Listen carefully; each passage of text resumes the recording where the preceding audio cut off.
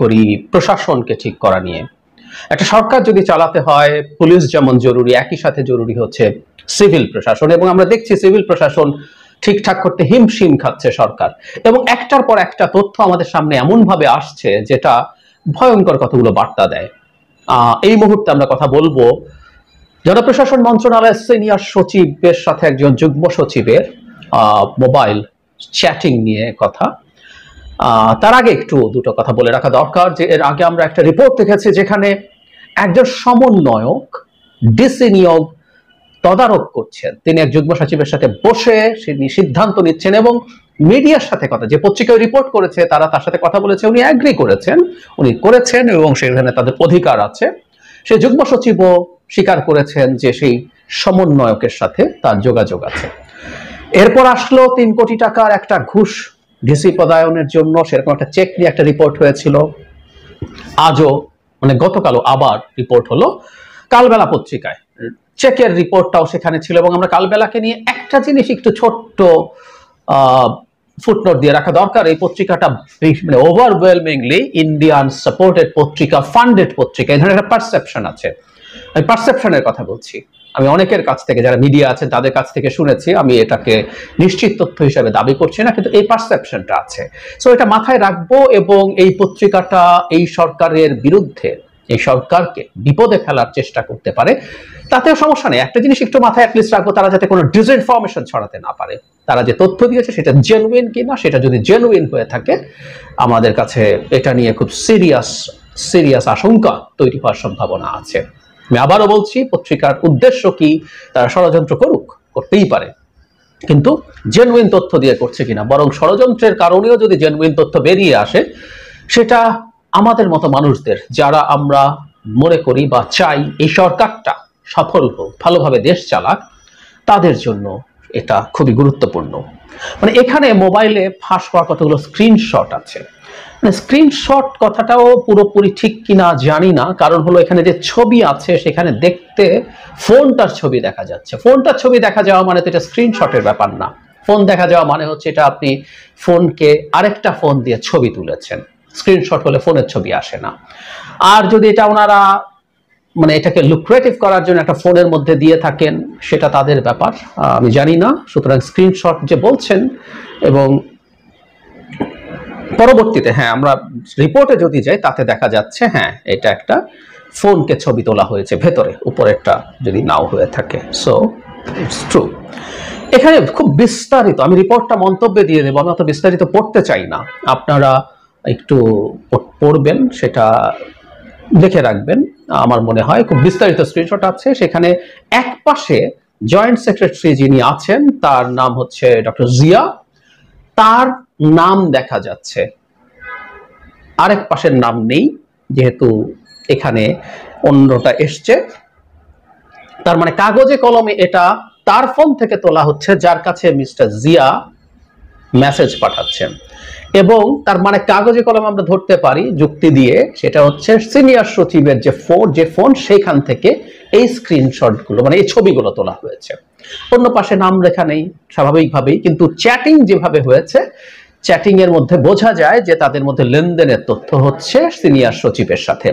এখানে মূল জায়গাগুলো কি কি? মূল জায়গা হচ্ছে এখানে অর্থের লেনদেনের কথা শুরু হয়েছে তিনি জয়েন করে, কারণ আমরা জানি যিনি সিনিয়র সহকারী সচিব, যিনি সিনিয়র সচিব হিসাবে নিযুক্ত হয়েছেন তিনি রিটায়ারমেন্টে চলে গিয়েছিলেন, তাকে চুক্তিভিত্তিক আনা হয়েছে।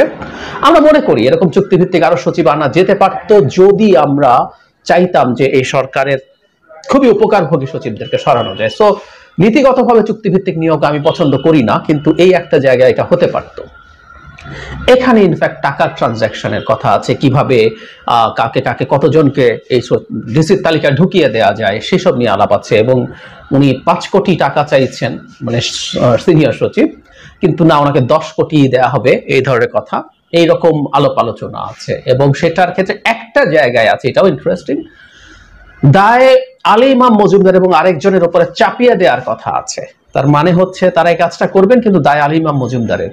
আমি আলী ইমাম মজুমদার প্রসঙ্গে আসছি পরে, কিন্তু এটা যদি সত্য হয়ে থাকে একটা ইন্টারেস্টিং ব্যাপার কি আমরা খেয়াল করছি, মানে ডিসি নিয়োগে টাকা পয়সা খাওয়াটা হবে এগুলো আমরা জানি তো, এই সরকারের আগে যদি এই পর্যন্ত হয় টাকা খাবে এটাই নিয়ম, এটা আমরা মেনে নিয়েছিলাম। কিন্তু ডক্টর ইউনূসের মধ্যে, সরকারের মধ্যে এই ঘটনা ঘটছে, এটা আমরা মেনে নিচ্ছি না। It's a very positive sign যে একটা সরকারের ভেতরে এগুলো ঘটবে, আমরা মেনে নেই না। আরেকটা প্রশ্ন আসা খুব স্বাভাবিক, আমাদের নিশ্চয় অনেকের মনে আসছে, ডিসি হওয়ার জন্য এত পাগলামি কেন, এত উন্মাদনা কেন, মারামারিও তো করেছিল, রীতিমতো ঘিরে রাখা হয়েছিল যুগ্ম সচিবকে, কেন এটা? ডিসি হওয়ার সাথে অনেকগুলো বেনিফিট জড়িত। একটা জেলার যেভাবে ডিসিদেরকে যেভাবে পাওয়ার করা হয়েছে, আগেও ছিল, পরে আরো যত হয়েছে, বহু রকম লাভজনক বিষয়ের সাথে তার অনুমোদন জড়িত, বিভিন্ন ইজারা, এটা সেটা নানান কিছু। সেই উন্মত্ততা তৈরি হয়েছে, যার জন্য কয়েক কোটি টাকা পর্যন্ত ঘুষ দিতে প্রস্তুত থাকেন ডেপুটি সেক্রেটারিরা ডিসি হিসাবে জেলায় পদায়ন পাওয়ার জন্য, ডেপুটি কমিশনার হিসাবে। খুবই ইন্টারেস্টিং, আমাদের মাথায় রাখতে হবে। এখন এই যে মানে ঘুষ নেওয়া হচ্ছে, এতে সবচেয়ে বড় অভিযোগ যেটা, সেটাও খুব ভ্যালিড অভিযোগ এবং ভয়ঙ্কর অভিযোগ যদি সত্য হয়ে থাকে, এবং এটা নিয়ে রিপোর্টও আসছে, আওয়ামী লীগের সময় বেনিফিটেড মানুষজন আবার ডিসি হচ্ছেন এবং এর সাথে লেনদেন জড়িয়ে পড়ছে। এবং কাগজে কলমে আমরা ধারণা করতে পারি লেনদেনের ক্ষেত্রে তারাই বেশি টাকা দিতে পারেন, দেওয়ার সম্ভাবনা আছে, যারা আওয়ামী লীগের সময় উপকারভোগী ছিলেন, তারাই বেশি দেবেন, কোনো সন্দেহ নাই। কারণ অন্য যারা আছেন, যারা একসময় গোলযোগ করেছিলেন, বা অনেকে এই অভিযোগ করছেন যারা ডেপ্রাইভড ছিলেন, যারা প্রমোশন পাননি আওয়ামী লীগের শত্রুতার কারণে, এখানে অবশ্যই একটু যোগ করে রাখা দরকার, অনেকে প্রমোশন পাননি আসলে নানান রকম অনিয়ম অন্যায়ের সাথে জড়িত হয়ে, তারাও এখন নিজেদেরকে নাকি ডেপ্রাইভড হিসাবে রিপ্রেজেন্ট করছেন। সো অনেক জরুরি কাজ আছে এই জিনিসগুলো স্ক্রুটিনাইজ করার জন্য, করে জেনুইন এবং যে সরকার এফিশিয়েন্ট এবং যে মানুষটাকে দিয়ে এই সরকার কাজ করাতে পারে সেই মানুষ খুঁজে বের করে নিয়োগ করা খুব সোজা না, কিন্তু এটা করতে হবে, করা জরুরি ছিল। কিন্তু সেই জিনিসটাই আসলে ঠিকঠাক মতো হচ্ছে না, এবং এর মধ্যে বিভৎসভাবে দুর্নীতি, বেচাকেনা, এগুলো সব ঢুকে গেছে। শেখ হাসিনার সময় কি হতো সেটা বড় কথা না, বড় কথা হচ্ছে শেখ হাসিনাকে সরানোর পর ডক্টর ইউনূস সরকারের উপরে হিউজ এক্সপেকটেশন তৈরি হয়েছে। মানুষ চায় প্রতিটা ক্ষেত্রে প্রায় পুরো স্বচ্ছভাবে সবকিছু চলবে, কিন্তু সেটা যদি না হয় মানুষ কিন্তু ক্ষুব্ধ হবে। ক্ষুব্ধ হওয়া খুবই স্বাভাবিক, এটা অস্বাভাবিক কিছু না। এবং এখানে যদি ইনএফিসিয়েন্সি তৈরি হয়, একটার পর একটা ইনএফিসিয়েন্সির অভিযোগ আসছে জনাব আলী ইমাম মজুমদারের বিরুদ্ধে, এবং তিনি বিগত অনেকগুলো সরকারের সময় বেনিফিশিয়ারি ছিলেন, বিশেষ করে ১-১১ সময় তার রোল। আমরা জনাব আলী ইমাম মজুমদারকে নিয়ে মিস্টার পিনাকি ভট্টাচার্য একটা বিস্তারিত ভিডিও করেছেন উইথ ভেরি গুড ইনফরমেশন, যেটা দিয়ে আসলে বোঝা যাওয়ার কথা যে আলী ইমাম মজুমদারের মতো মানুষ এই জায়গায় থাকার কথা ছিল না, বাট হি ইজ দেয়ার, এবং ঠিকঠাক মতো চালাতে পারছেন না। যদি এই ঘটনার সাথে আলী ইমাম মজুমদার না জড়িত থাকেন, এখানে আছে যে টোনে মনে হয় ইজ নট ইনভলভড, কিন্তু ওনার উপরে দায় চাপিয়ে দেওয়ার ব্যাপার বলছে, কিন্তু তার অধীনে এই ঘটনাগুলো ঘটছে, এই প্রশাসনিক পুনর্বিন্যাসের ক্ষেত্রে তিনি অন্তত অদক্ষতার জন্য এটা ব্লেমড হবেন। ওনার অধীনে ডিসিস লিস্ট হচ্ছে, আমি আগেও বলেছি, একজন সমন্বয়ক সেখানে দায়িত্ব পালন করছে, ডিসি লিস্ট করছে বসে বসে, এসব ফাজলামো ওনার অধীনে হয়েছে, এরপরই তো তার পদে থাকা উচিত ছিল না। আমাদের খুব সতর্ক হওয়া দরকার আছে, এবং এই রিপোর্টটা আদতে কতটুকু জেনুইন এটাও দেখা দরকার আছে, ঠিক আছে, কিন্তু যদি হয়ে থাকে, আমি প্রাথমিকভাবে এটাকে জেনুইন মনে করছি, এবং সেটা যদি হয়ে থাকে খুব দ্রুত এই ব্যাপারগুলো নিয়ে সরকারকে ডিল করতে হবে। কারণ আমি দেখতে পাচ্ছি বিশেষ করে সিভিল প্রশাসন সরকারকে বড় বিপদে ফেলবে, এবং এই ফেলিয়ার যদি ঘটে যায় এটা আমাদেরকে কেউ বাঁচাতে পারবে না।